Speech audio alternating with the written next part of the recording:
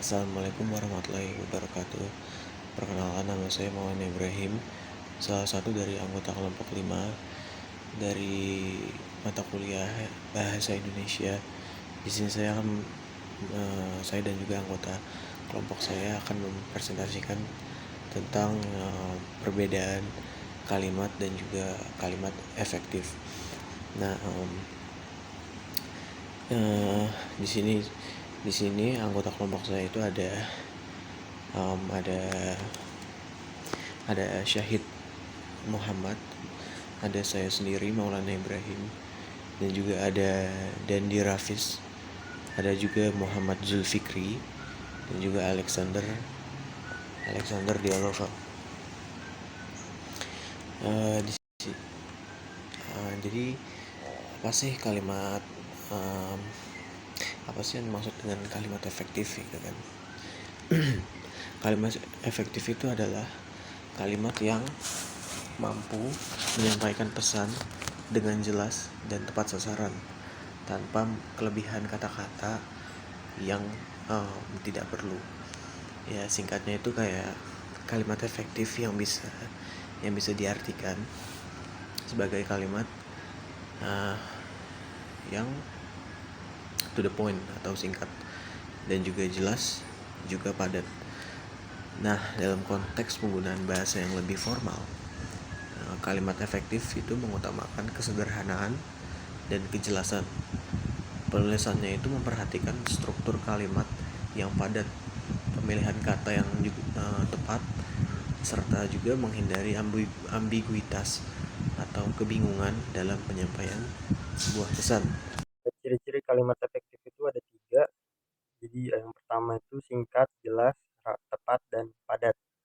Kalimat efektif itu harus disampaikan secara efektif dan tidak bertele-tele. Yang kedua, terdapat subjek dan predikat yang jelas, misalnya dengan menghindari kata depan sebelum penyebutan subjek atau adanya subjek ganda dalam satu kalimat.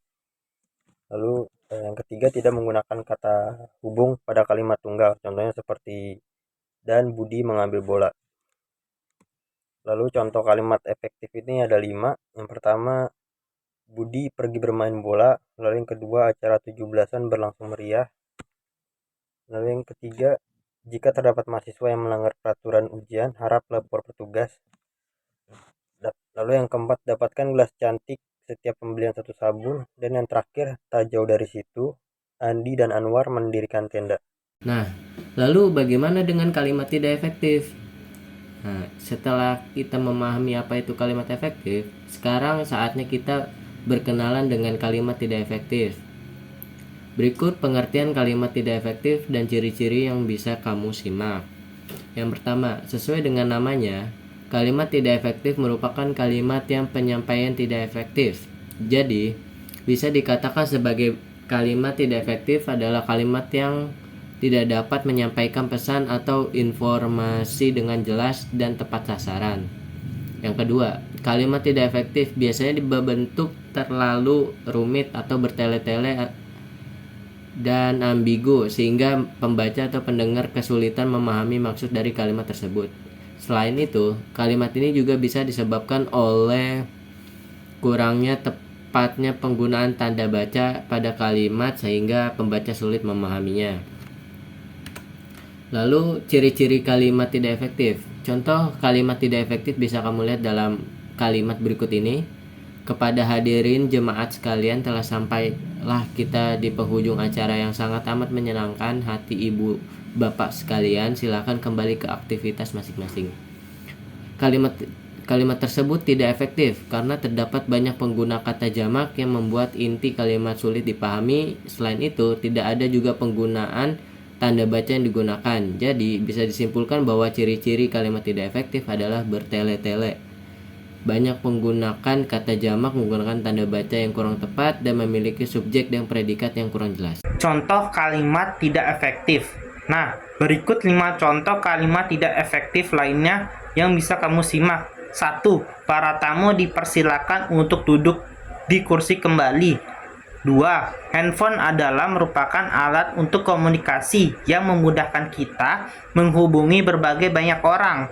3. Gunung yang sangat amat cantik itu banyak dijadikan tempat favorit wisatawan mancanegara. 4. Mobil yang dikendarai oleh Ani memiliki banyak stiker-stiker tokoh favoritnya. 5. Berbagai macam film-film kartun yang tayangkan setiap hari Minggu menghibur banyak anak-anak. Perbedaan kedua jenis kalimat di antaranya adalah kalimat efektif, padat dan singkat, lebih mudah dipahami, memiliki unsur lengkap dan eksplisit. Minimal ada subjek dan predikat. Harus bersifat logis dan bisa diterima dengan akal sehat. Lebih jelas dan ringkas kalimatnya. Kalimat yang tidak efektif, berbelit-belit, sulit dipahami dan membuat bingung. Unsur tidak lengkap karena hilangnya subjek atau predikat. Bermakna tidak logis, susunan kalimat rancu karena tidak sesuai dengan struktur bahasa Indonesia. Oke, cukup sekian presentasi dari kelompok kami, kelompok 5. Kurang lebihnya mohon maaf. Wassalamualaikum warahmatullahi wabarakatuh.